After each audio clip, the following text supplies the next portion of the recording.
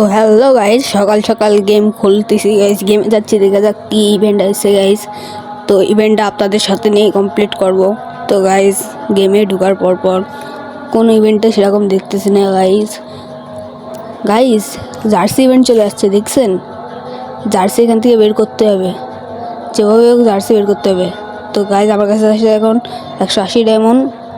তো গাইজ চলেন একটা ছোট্ট ইন্ট্রো ভিডিওটা শুরু করা যাক।